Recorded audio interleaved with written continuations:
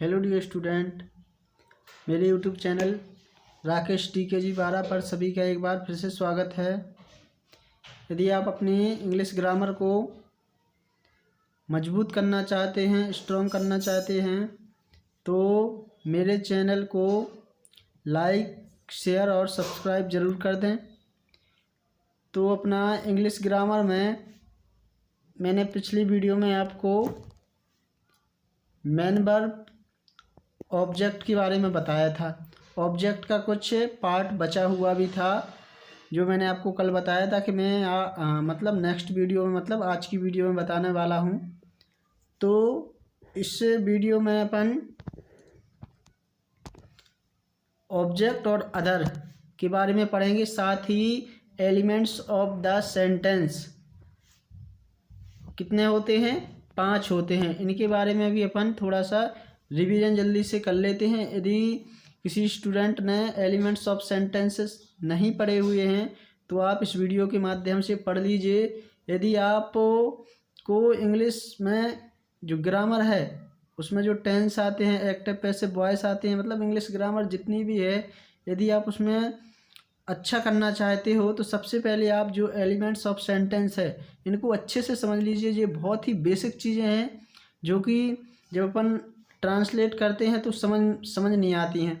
यदि आप elements of sentence जो कि 5 होते हैं इनको अच्छे तरीके से समझ लेते हो तो आगे जो अपन ग्रामर में पढ़ेंगे वो आपको आसानी से समझ में आ जाएगा। ठीक है ना। तो इस वीडियो में आप जल्दी से देख लीजिए। ठीक है ना। एक सेंटेंस में 5 एलिमेंट्स होते हैं, सब्जेक्ट, हेल्पिंग वर्ब या उसको क्या बोलते हैं, auxiliary verb, main verb, object एवं अदर। लेकिन प्रत्येक सेंटेंस में 5 एलिमेंट का होना अनिवार्य नहीं होता है। एक सेंटेंस के पूरा अर्थ के लिए सब्जेक्ट में मेन वर्ब का होना अनिवार्य होता है। फिर सब्जेक्ट की definition, who does action in sentence is called subject. मतलब जो सेंटेंस में काम करता है उसको क्या बोलते हैं, कर्ता बोलते हैं। इसमें देखो एग्जाम्पल भी दिए गए हैं, दूसरे टाइप की आपको एक डेफिनेशन भी दी गई है। ठीक है ना। इसके बाद अपन सब्जेक्ट की पहचान कैसे करते हैं ये भी मैंने बताया था कि अपन सब्जेक्ट को पहचानने के लिए सेंटेंस की वर्ब से कौन या किसने का क्वेश्चन करते हैं और जो शब्द उत्तर में प्राप्त होता है वह वाक्य का सब्जेक्ट कहलाता है। ठीक है ना। जैसे तुम आम खाते हो, प्रश्न करेंगे कौन आम खाता है, तो तुम यहाँ पर क्या हो जाएगा, सब्जेक्ट हो जाएगा। ठीक है ना। इसके बाद हेल्पिंग वर्ब।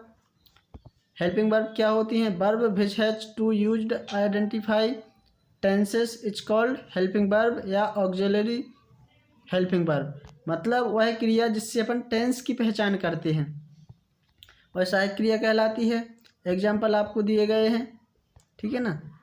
इसके बाद काइंड्स ऑफ हेल्पिंग वर्ब, आपको 3 प्रकार की हेल्पिंग वर्ब होती हैं, principal helping verb, modal helping verb, marginal helping verb. ठीक है ना। उसका हिंदी अर्थ भी दिया गया है तो आप इनको देख सकते हो।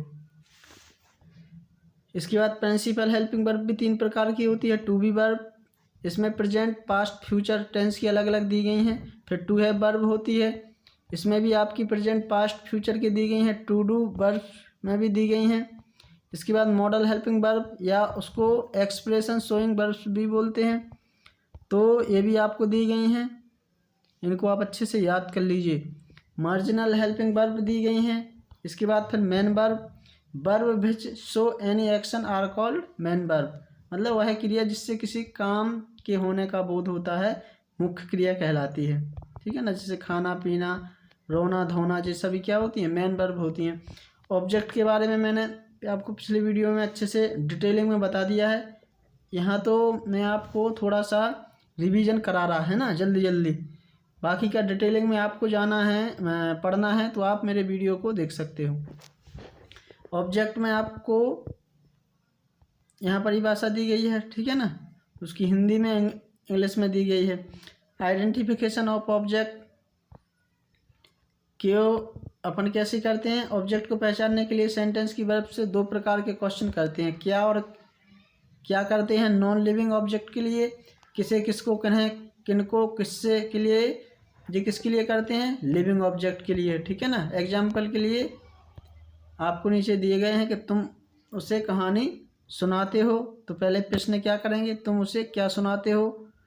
तो कहानी, ये क्या है आपका नॉन लिविंग ऑब्जेक्ट है। मतलब नॉन लिविंग ऑब्जेक्ट के लिए क्या अपन प्रश्न करेंगे, ये अपन को हिंदी में पहचानना है। जब अपन हिंदी में पहचान लेंगे तो उसको इंग्लिश में ट्रांसलेट भी कर लेंगे, ठीक है ना। तो इसको आप अच्छे से देख लीजिए। काइंड्स ऑफ ऑब्जेक्ट अपन का यहाँ से स्टार्ट होना था। ऑब्जेक्ट कितने प्रकार के होते हैं, ठीक है ना। अभी तो अपना मैं आपको एक बार जल्दी से रिवीजन करा रहा था। अब अपना जो आगे का टॉपिक है वो क्या है, काइंड्स ऑफ ऑब्जेक्ट। ऑब्जेक्ट कितने प्रकार के होते हैं, तो ऑब्जेक्ट अपने दो प्रकार के होते हैं, डायरेक्ट ऑब्जेक्ट और इनडायरेक्ट ऑब्जेक्ट। डायरेक्ट ऑब्जेक्ट को क्या बोलते हैं अपन, नॉन लिविंग ऑब्जेक्ट। मतलब जो निर्जीव होता है, जिसमें जीवन नहीं होता है, वो होता है नॉन लिविंग ऑब्जेक्ट। और लिविंग ऑब्जेक्ट जिसमें जीवन होता है, ठीक है ना। मतलब इसमें जो रहेगा वो किसी इंसान जानवर को शो करेगा, ठीक है ना। तो उसको बोलते हैं अपन इनडायरेक्ट ऑब्जेक्ट, लिविंग ऑब्जेक्ट, ठीक है ना। तो ऑब्जेक्ट अपने कितने प्रकार के होते हैं, दो प्रकार के, डायरेक्ट मतलब नॉन लिविंग ऑब्जेक्ट, इनडायरेक्ट मतलब लिविंग ऑब्जेक्ट। एग्जाम्पल के लिए वह मुझे खाना दे रहा है, तो मुझे इसमें क्या है, इनडायरेक्ट मतलब नॉन लिविंग ऑब्जेक्ट है, और खाना क्या है आपका, डायरेक्ट ऑब्जेक्ट है, ठीक है। तो एक सेंटेंस में आपको पांचों चीज़ पहचानने आना चाहिए कि उसमें सब्जेक्ट क्या है, ऑब्जेक्ट क्या है, मेन वर्ब क्या है, हेल्पिंग वर्ब क्या है और अदर क्या है, ठीक है ना।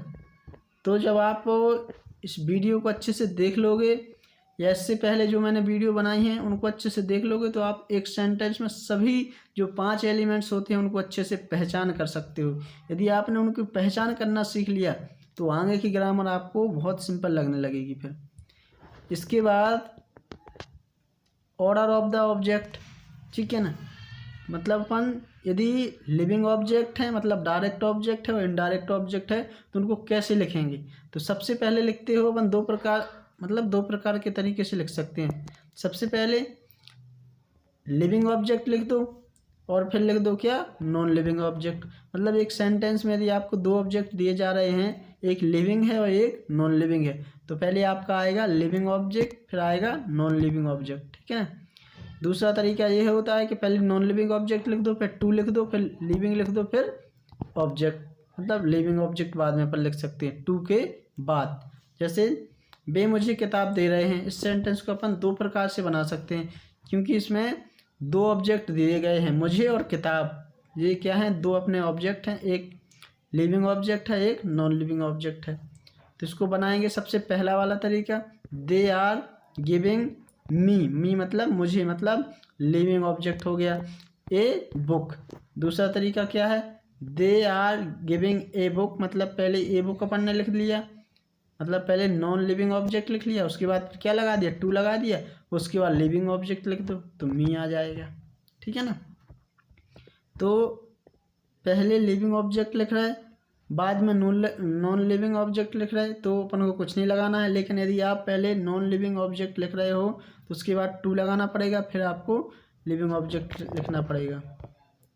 इसके बाद है आपका अदर, जो लास्ट रहता है काइंड्स ऑफ एलिमेंट्स में, मतलब एलिमेंट्स ऑफ सेंटेंस में, वो जो लास्ट अपना क्या रहता है, अदर रहता है, ठीक है ना। तो इसको आप देख लीजिए। फिर अदर क्या होता है आपका, सेंटेंस में सब्जेक्ट, एच भी मतलब हेल्पिंग वर्ब, एम भी मतलब मेन वर्ब एवं ऑब्जेक्ट को छोड़कर जो शेष बचता है वह अदर कहलाता है। मतलब आपका सब्जेक्ट छोड़ दो, मेन वर्ब छोड़ दो, हेल्पिंग वर्ब छोड़ दो और ऑब्जेक्ट, इनको छोड़ के जो शेष बचता है वह क्या कहलाएगा, अपना अदर कहलाएगा।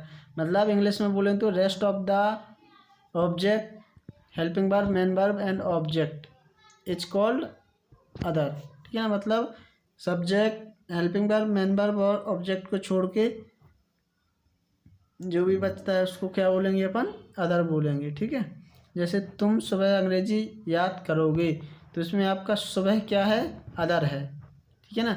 तुम क्या याद करोगे, तो अंग्रेजी याद करोगे, अंग्रेजी अपना क्या है, ऑब्जेक्ट है, सुबह अपना क्या है, अदर है, ठीक है ना। तो इसमें सब्जेक्ट क्या है, तुम है, याद करना मतलब आपका हो जाएगा मेन वर्ब, गे से आपका हो जाएगा हेल्पिंग वर्ब, अंग्रेजी क्या हो जाएगा अपना ऑब्जेक्ट, ठीक है ना। तो ऐसे आपको सभी पहचानना आना चाहिए। तो आप इस वीडियो को, और यदि किसी ने पहले जो मैंने वीडियो डाले वो नहीं देखे हों तो उनको अच्छे से देख लीजिए, ताकि अपन अंग्रेजी में कल से दूसरा टॉपिक उठाएंगे। उसको आपको अच्छे से करना है, इसको भी अच्छे से करना है। इसको लिख लीजिए, इनको अच्छे से याद कर लीजिए और समझ लीजिए, ठीक है ना। फिर मिलते हैं अपन नेक्स्ट वीडियो में। जब तक के लिए सभी को धन्यवाद, ठीक है ना।